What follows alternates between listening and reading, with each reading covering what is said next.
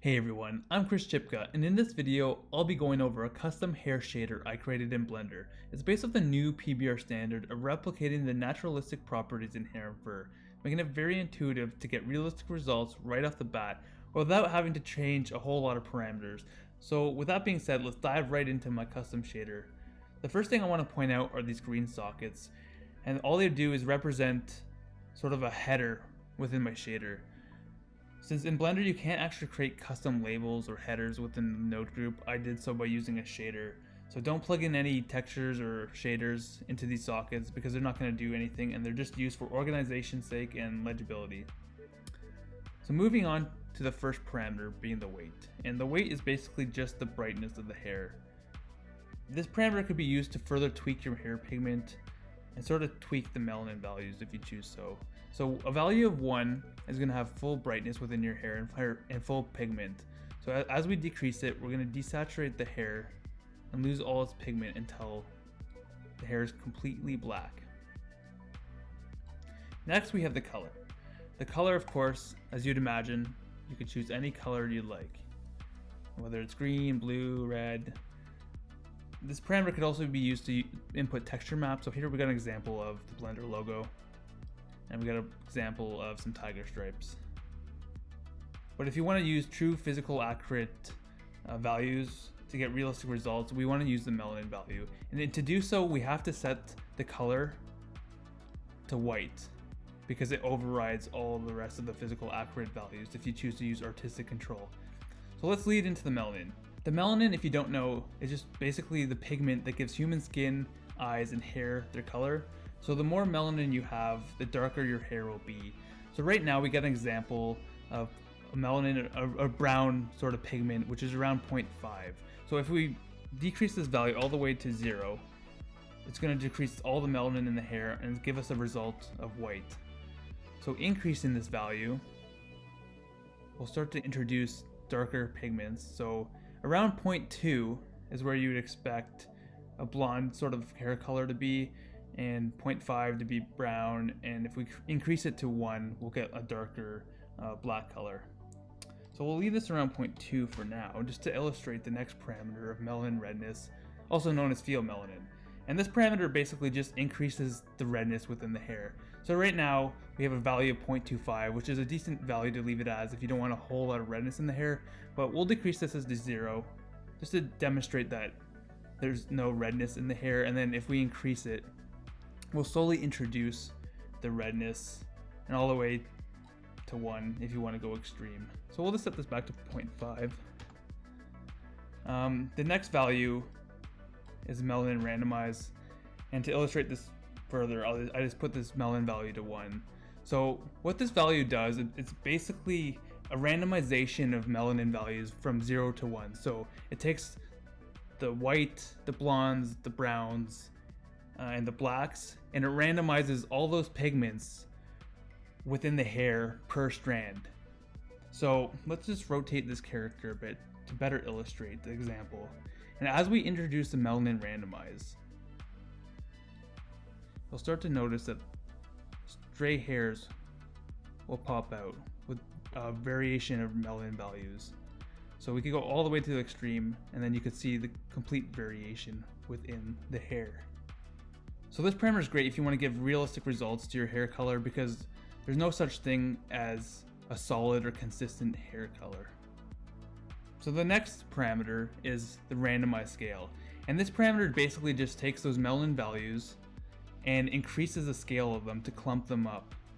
So as we increase it, you'll notice that the scale or the clumps become larger of the melanin randomization, all the way to the extremes of 1.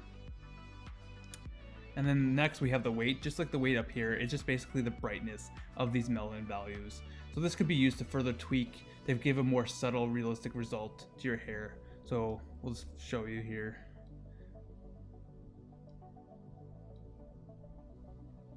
So let's put this back to 1, and the scale back to 0, and decrease the randomization. And let's put our character back in frame. And let's just set the melanin value to around 0.5 to better demonstrate the next parameter of darken strands. And what this parameter is basically a darken root parameter. So its main control, you need to plug in a color ramp to get the result you're looking for, and it's going to darken the hair roots. And maybe we could decrease the melanin value just to give a more apparent result, give it more of a blonde. You can see it's darkened the hair roots. So of course, like any color ramp, you could increase or decrease this slider to give the nice fall off that you're looking for. So just like the weight up here, we have the weight for the darkened strands, and this value you could just decrease it to sort of blend it into the hair a bit better. So the next parameter we have is the age, and just like in life, we can't run from it or hide from it. So increasing these values will increase the quantity of white stray hairs. So let's just set my character value to around, we'll set it to 1 to demonstrate this a bit better. And as we increase the age, you'll notice just like the melanin randomizes, it's just going to give you random stray hairs.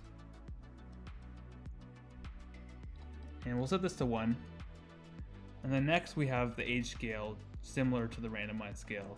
So if we move this to better illustrate this effect, scaling this age will just give larger clump values, very similar to the melanin randomized scale. And of course we could definitely use this weight as a brightness control to further desaturate it if you want to give your character or give your hair a more faint or gray appearance. So let's set this back to 0 here and center our character, and we'll set the value of melanin to around maybe 0.5 to move on to our next value, and that is transmission. If you're familiar on how subsurface scattering works, transmission is basically this, but within hair. It's essentially the amount of light that passes through the hair. So higher values will give you hair that's a lot softer in appearance, whereas low to 0 transmission gives a very hard look. So let's just rotate our character just to give a more front scattering light. And as you can see, with a value of 0.2, we can see that there's light passing through this hair. And if we decrease it all the way to 0, no light's going to pass through this hair. And then if we increase it to the extreme levels, we can overexpose the hair with a lot of light passing through it. So a decent value to leave this as would be around 0.2, or you could around 0.1.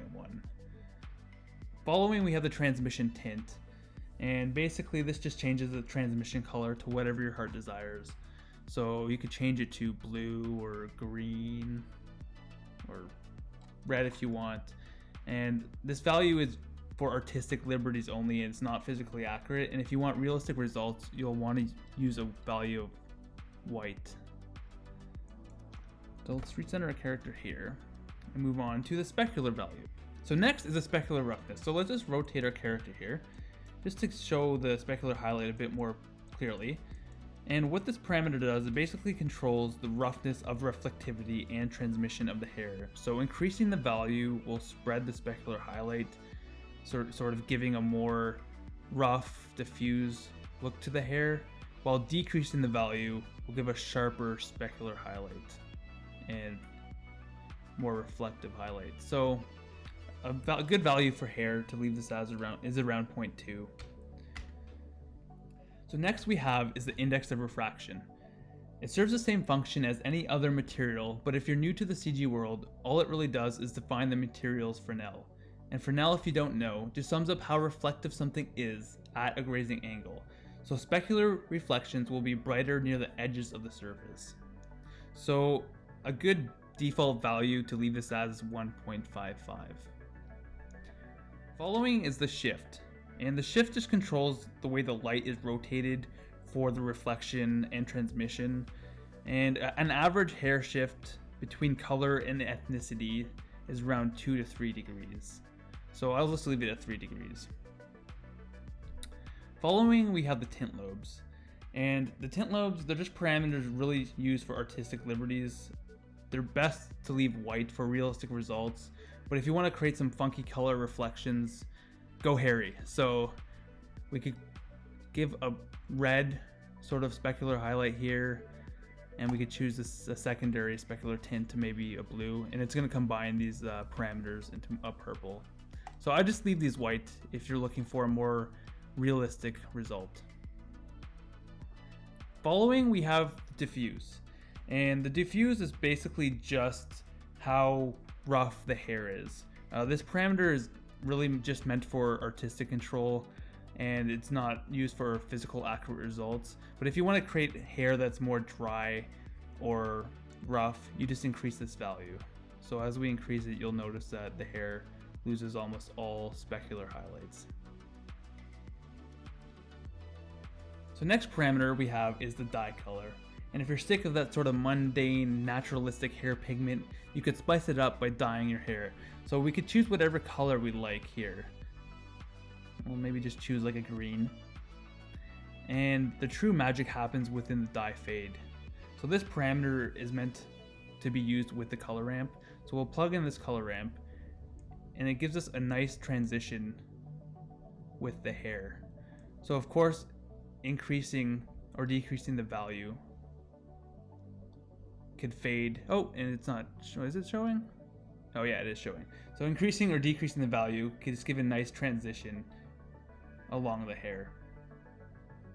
So this parameter could give sort of a washed out, outgrown hair color. So if your character's been itching to go to the barber but just hasn't found the time, you could have the creative freedom to give that effect.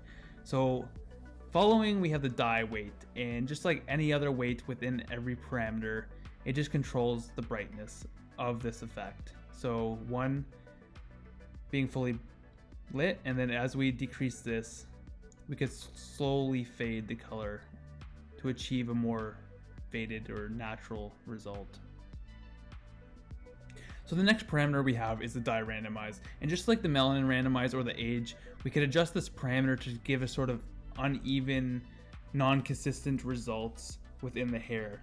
So I could rotate this character just to demonstrate it a bit further, and as we increase this, it just randomizes the strands. So we'll just put this back to 0 to better illustrate it, and you can see how consistent the hair grows, or the hair dye is along the hair strands, and then if we randomize it, it randomizes those colors. And of course, like the previous parameters, we could adjust the randomized scale to create sort of larger clumps within the dye hair. So if we increase this, you'll notice how the clumps just become larger and larger. So let's set this back at 0 and maybe set our character to its original state. So the next parameter we have is the emission, and it's really just used as an artistic control because no hair in real life is going to grow out glowing. So we can increase this value to give our hair a glow, and we can even go past the 0 to 1 range to give it a more godly-like appearance. And of course we could change the color to whatever we want. So maybe we'll just give it a super sand effect. But hey, maybe your character was going to a dance club and was playing with glow sticks and accidentally broke one in their hair. We could get that effect too, so we could just simulate that by introducing a texture into the emission, and we can increase the scale of it, and there you go, they got it in their beard.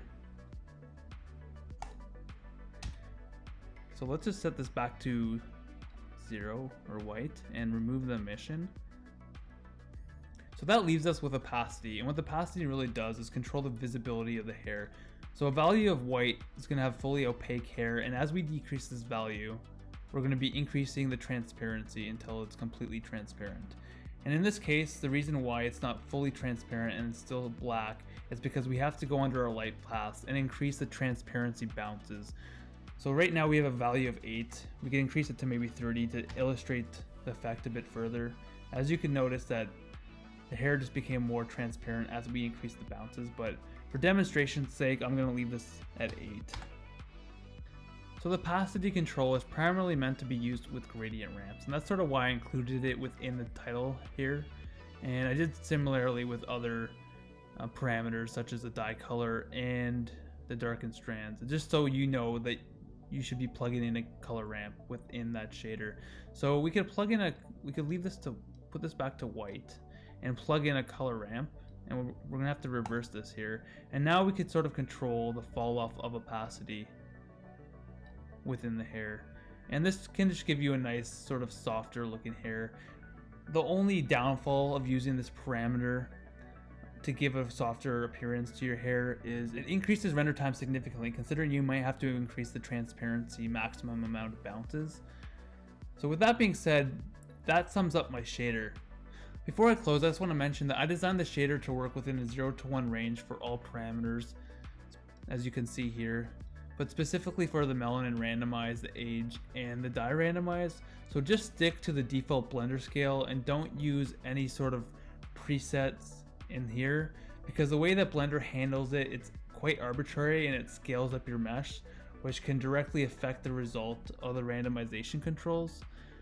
So just stick with the default Blender units. Alongside this video, I've made a comprehensive documentation that covers the full functionality of every parameter and control within my hair shader. So here's just an example of that documentation.